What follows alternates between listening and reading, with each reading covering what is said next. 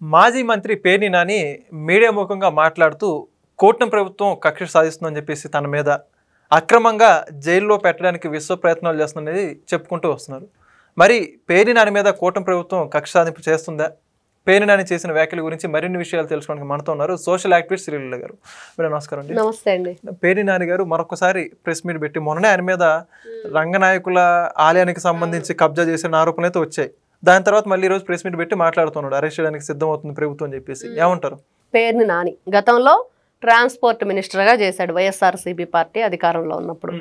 మరి ఆయన అధికారంలో ఉన్నప్పుడు ఏం చేశాడంటే బియ్యాన్ని అక్రమంగా నిల్వ చేసి తరలించేశాడు. తర్వాత దాని మీద కేసు నమోదైతే భార్యాభర్తలు ఇద్దరు కూడా పరారైపోయారు, కొడుకు కిట్టుతో సహా.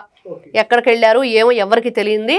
ఆ తర్వాత దానికి ఏదైతే నష్టపరిహారం కట్టాలో ఆ డబ్బులు కట్టిన తర్వాత అప్పుడు బయటకు వచ్చి మాట్లాడాడు. తర్వాత చాలా మాటలు మాట్లాడాడు. నా భార్య మీద కేసు పెట్టారు, నా మీద కేసు పెట్టారు, నారా చంద్రబాబు నాయుడు గారిని చాలా ఒత్తిడి చేశారు అరెస్ట్ చేయమని, ఆడవాళ్ళతో రాజకీయం ఏంది వదిలేయండి అని చెప్పి, ఆయన చాలా మంచి వ్యక్తి అని చెప్పి ఆయన నోటితో ఆయనే చెప్పాడు. మరి ఇప్పుడేమో కొత్తగా ఏదైతే తను అధికారంలో ఉన్నప్పుడు రంగనాయక స్వామి దేవాలయానికి సంబంధించి ఆ భూమిని కబ్జా చేసి గజం మరి అది వచ్చేసి 5,000 అని ఇతను 1,000 రూపాయలకి రిజిస్టర్ చేయించుకోవటం, అది కొంతేమో 2023లో 22లో మళ్ళీ ఇప్పుడు కూడా ఇంకోటి ఉంది, ఇంకా భూమి కొంత దాన్ని కూడా రిజిస్టర్ చేసే ప్రక్రియలో ఉంది, నడుస్తుందని చెప్పేసి మనం ఎన్నో వార్తలు వింటూ ఉన్నాం. ఈ రోజున ఆయనే స్వయంగా మీడియా ముందుకు వచ్చి గతంలో ఇంకోటి ఏంటంటే అక్కడికి వెళ్తున్నాడు కొడాలి నాని కోసం, ఆ ప్లేస్ని రీప్లేస్ చేద్దామని చెప్పేసి గుడివాడ వెళ్ళబోతుంటే అందరూ ఇదిగో చీర పసుపు కుంకుమ గాజులు తెస్తున్నాము, ఈ వేసుకొని వస్తే బాగుండిద్ది, ఎవరైనా సరే వచ్చేవాళ్ళు ఆయన ప్లేస్ని రీప్లేస్ చేసేవాళ్ళు అని చెప్పి అడిగారు మహిళలందరూ. ఎందుకంటే గుడివాడలో కొడాలి నాని మాట్లాడిన మాటలు, నారా చంద్రబాబు నాయుడు కుప్పంలో గెలిస్తే నేను ఆయన షూ పాలిష్ చేస్తానని షూ తుడుస్తానని చెప్పాడు. అదే పోస్టర్లు పెట్టారు. అవి ఎవరో అన్న మాటలు కదా, ఆయన అన్న మాటలే నెరవేర్చుకోవాలి కదా అని చెప్పి కోరారు ప్రజలు. మరి ఈయనేమో నేను వచ్చి అక్కడ హాజరవుతాను వైఎస్ఆర్సీపీ పార్టీ మీటింగ్ అన్నాడు. అక్కడికి వచ్చి కొన్ని పరుషమైన పదజాలాలు, కుక్కలు నక్కలు అని చెప్పి చాలా మాట్లాడాడు. ఒకటి కాదు, రెచ్చగొట్టే విధంగా నా చీకట్లోనే రపరప నరికేయాలి, పొద్దున్నే వెళ్ళి పరామర్శించాలంటే గతంలో నువ్వు చేసిన అనుభవమా, చూసిన అనుభవమా, లేకపోతే చెప్పి చేయించిన అనుభవమా? పేర్ని నానికి ఏమని అనుకోవాలి ఆయన మాటలను బట్టి? ఎంత రాజకీయంగా వీళ్ళు ఎదుగుదామని చూస్తుంటే ప్రజలు మాత్రం తొక్కేశారు. ఎందుకంటే వాళ్ళు రాజకీయంగా ఎదగాలనుకుంటుంది ఏంది, ఇలా కక్షపూరితంగా కక్ష కట్టి చంపేయటాలు, నరికేయటాలు, దోచుకోటాలు, దాచుకోటాలు, ఇదే వాళ్ళది ప్రక్రియ అనమాట మొత్తం.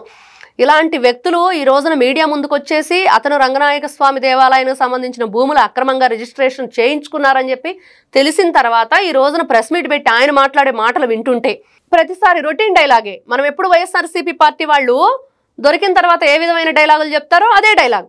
కక్షపూరిత రాజకీయం, కూటమి ప్రభుత్వం నా ఆస్తుల మీద నా మీద కక్ష కట్టింది, కావాలని నన్ను దీనిలో ఇరికించాలని చెప్పి చూస్తున్నారు. ఎవరు నమ్ముతారు? ఎలా నమ్మిద్దామని చెప్పి అట్లాంటి మాటలు మీరు మాట్లాడతారు? కొంచెం అన్నా ఆలోచించి, మీరు అప్పుడు ఆలోచించి అడుగు వేయలేదు, ఇప్పుడు ఆలోచించి మాట్లాడట్లేదు. ఆ రోజున ఆలోచించి అడుగేస్తే ఇట్లాంటి తప్పుడు అడుగులు పడవు కదా. చిన్నపిల్లలు అంటే తప్పుడు అడుగులు వేస్తారు, ఇంత పెద్దవాళ్ళు అయిన తర్వాత తప్పుడు అడుగులే వేస్తారు. ఇట్లాంటివన్నీ కూడా అక్రమంగా అన్యాయంగా సంపాదించుకోవటాలు, దోచేయటాలు, అక్రమ రిజిస్ట్రేషన్లు, ఇవన్నీ. మరి పేర్ని నాని గారు మాట్లాడేటప్పుడు కొంచెం ఆలోచించుకోవాలి. గతంలో చేసిన పనులు కూడా ఒక్కసారి వెనక్కి తిరిగి మనం ఏం చేసావనేది వీడియో వేసుకొని చూసినా కూడా కనిపిస్తుంది.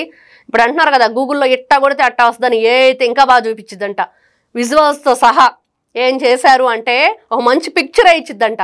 కాబట్టి ఈ పేర్ని నాని మాట్లాడే మాటలకి నిజంగా ఏ విధంగా మరి కూటమి ప్రభుత్వం చర్యలు తీసుకుంటుంది అంటే, చేసే పనులు చేసేస్తున్నారు, తప్పు అక్కడ నిర్ధారణ అవుతుంది. అన్ని న్యూస్ ఛానల్స్లో మనం వింటూనే ఉంటున్నాం రోజు. ఎక్కడ ఏ ప్లేస్లో ఎన్ని ఎకరాల పొలం, ఎన్ని గజాలు, గజం ఎంత, వీళ్ళు కొనుగోలు చేసినట్లుగా రాయించుకుంది ఎంత, మరి ఏ విధంగా రిజిస్ట్రేషన్లు అయినాయి, ఎవరి పేరునైనాయి, అన్నీ ఉన్నాయి వివరాలు. రిజిస్టర్ ఆఫీసులో ఉన్నాయి, కార్యాలయాల్లో ఉన్నాయి. మరి ఇన్ని రకాలుగా అక్కడ రుజువులతో సహా ఉంటుంటే పేర్ని నాని గారు ఎందుకు ఈ విధంగా బొంకుతున్నారు? మరి అయితే ఇప్పుడు మనం గతంలో చూసుకుంటే అంబటి రాంబాబు, ఆయన మీద ఏసీబీ ఎంక్వైరీ అప్పుడు ఆయన వచ్చి ముందే అరెస్ట్ చేస్తారని ఏదో బేంకాలు బలుగుతున్నారు. అవును, పేర్ని నాని వీళ్ళంతా ఆరోపణలు వచ్చిన వెంటనే ఎందుకు ప్రెస్ మీట్ పెట్టి ముందే వాళ్ళంతటా వాళ్ళే మమ్మల్ని ఏం చేయలేరని, మమ్మల్ని జైలు పంపిస్తారని సింపతి డ్రామాలు ఆడుతున్నారు, బెదిరిస్తున్నారు ఎట్ ది సేమ్ టైం? ఏమంటారు వీళ్ళిద్దరికి? ఇక్కడ ఒకటేనండి, వీళ్ళు ఈ ఏదైతే 2 నాలుకల ద్వంద్వ వైఖరి ఏదైతే ఉందో వైఎస్ఆర్సీపీ పార్టీ వాళ్ళందరూ కూడా అంతే. వాళ్ళు గతంలో చేసిన అక్రమాలకి, అన్యాయాలకి అక్కడ ఏం జరుగుతుంది అనేది విచారణ జరుగుతుంది. కానీ అంతకు ముందే ఆ విచారణ జరిగిద్ది, మేము దొరుకుతాము అన్నదానికంటే ముందే జగన్మోహన్ రెడ్డి ప్లాన్ ఏంటి? వీళ్ళ చేతే ప్రెస్ మీట్ పెట్టి మాట్లాడించడం, వీళ్ళ చేతే లేనిపోని ఆరోపణలన్నీ కూటమి ప్రభుత్వం మీద చేయించడం, ఇవన్నీ కూడా ఈ లోపుగా ఏం జరుగుతుంది? ఈ బయటకు వస్తాయి. ఎంక్వైరీ జరిగేటప్పుడు వాళ్ళకి తెలుస్తుందిగా. ఈ బయటకు వచ్చిన తర్వాత ఏమంటారు? ఇదిగో నేను ఈ ప్రెస్ మీట్లో మాట్లాడాను, కూటమి ప్రభుత్వాన్ని క్వశ్చన్ చేశాను, అందుకని నా మీద కక్షపూరిత రాజకీయం. ఇది వీళ్ళ డ్రామా, ఇది వీళ్ళు చేసే నాటకాలు, ఇది వీళ్ళు చేస్తున్న ఏదైతే కుట్రపూరితంగా విషం జిమ్ముతున్నారు, విషం కక్కుతున్నారు. కక్కాల్సింది విషం కాదు బాబు, మీరు గతంలో తిన్న నోట్ల కట్లు, గతంలో తిన్న భూములు, అంతే కదా. మరి విషం కక్కి ఇట్లాంటి అబద్ధాలు చెప్తే ఎట్లాగా? వీళ్ళ చేత కక్కించాలి. ఏం కక్కించాలంటే ఎంత దోచుకున్నారు బియ్యం, పంది కొక్కుల్లాగా పేదల బియ్యం ఎవరు తిన్నారు, ఎవరు ఈ భూ కబ్జాలు చేశారు, ఎవరు? ఒక రెవెన్యూ డిపార్ట్మెంటు, ఒక ఫారెస్ట్ డిపార్ట్మెంటు, దేవాదాయ శాఖ భూములు ఒకటా రెండా చెప్పుకుంటూ పోతే. ఒక అర్చకుడి భార్య పేరునున్న పొలాన్ని కూడా లాక్కున్నారు ఒక చోట అని చెప్పేసి చెవిరెడ్డి భాస్కర్ రెడ్డి సంపర్శనం. ఆయన మాట్లాడతాడు, నేను పురోహిత ఏదైతే వేద పాఠశాల నడుపుతున్నానని. మరి దీనికి ఏం సమాధానం చెప్తారు? వేద పాఠశాల నడుపుతున్నారు, మంచిదే కాదని అంటల్లా, కానీ మీరు చేసిన ఏంటి అనేది కూడా ఉండిద్ది కదా. కాబట్టి వీళ్ళు మాట్లాడే మాటలు చేసే పనులకి సంబంధం లేదు. చేసిందంతా అవినీతి, చెప్తుంది నీతులు. కాబట్టి పేర్ని నాని గారు, మీరు కానీ, అంబటి రాంబాబు గారు కానీ, రోజా గారు కానీ, శ్యామల గారు కానీ, గతంలో ఒక్కసారి అసలు మద్యం కుంభకోణం ఛార్జ్ షీట్తో కూర్చోమనండి, అన్ని బయటకు వచ్చేస్తాయి. ఎవరు ఏ శాఖలో పనిచేశారు, ఆ శాఖకు సంబంధించిన దాని మీద చర్చకు రెడీ అంటే మనం రోజు అడుగుతున్నాం, మీరు చర్చించడానికి రెడీగా ఉన్నారా అని. ఎవరు కూడా ఈ రోజు దాని గురించి మాట్లాడట్లేదు. Thank you. నమస్తే అండి. Please subscribe to Leo news for more videos.